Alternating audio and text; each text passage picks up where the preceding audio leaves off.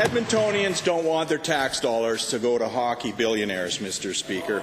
Yesterday, we asked the Minister of Energy about the PC's latest industry insider appointment, Gerry Protti.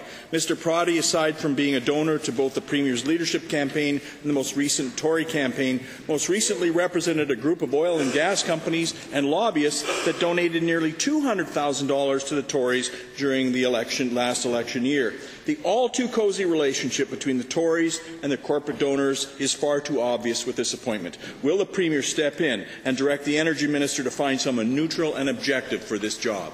Mr. Speaker, we are very proud as a government of the fact that we have a close working relationship with business leaders across this province that drive the economy, Mr. Speaker, as opposed to this party on the other side, whose federal leader goes down to Washington and claims that what we're doing in Alberta is somehow hurting the environment, Mr. Speaker. And when they do that, they hurt the economy. So, Mr. Speaker, we will continue to work in partnership with industry leaders, with environmental groups, with community stakeholders to put in place a single regulator that allows us to continue to be competitive, to open markets, and to build this economy, Mr. Speaker.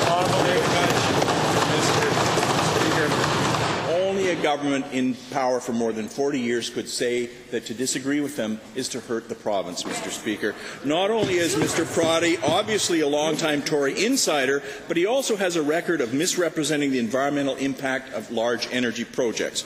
Well, at NCANA, Mr. Protti publicly took a position that drilling over 1,200 wells in a protected wildlife area was a sustainable practice. The regulatory board didn't agree, Mr. Speaker. Will the Premier take action to remove Mr. Protti and put someone who can properly balance development and the environment when considering energy developments in Alberta?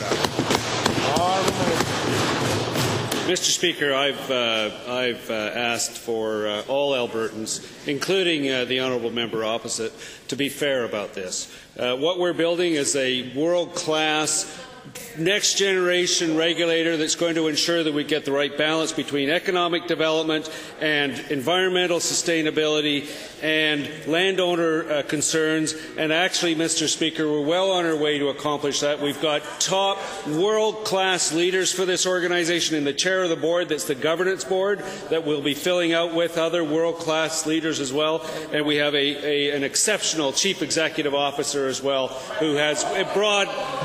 Honourable members, while I have the floor, let's be careful again to not malign individuals who are not here and able to defend themselves. Calgary Shaw. Mr. Speaker. You're done. No. 3. Do you have one more? Yeah. Oh, my apologies, honourable member. Thank you very much, Mr. Speaker. I can understand, given the answers, that we could all get confused.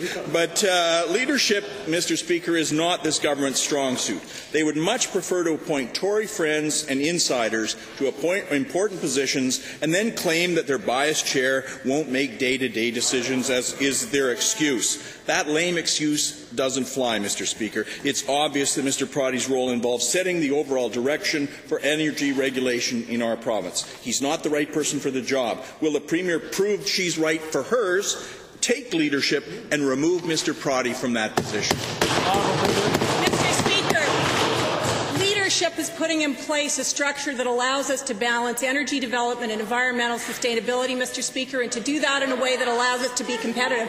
And, Mr. Speaker, once again, we see this opposition party stand up and malign systems and structures that, if anyone actually believed what he said, would hurt economic growth and development in this province, Mr. Speaker. I expect nothing less from him, and that's all I got to say.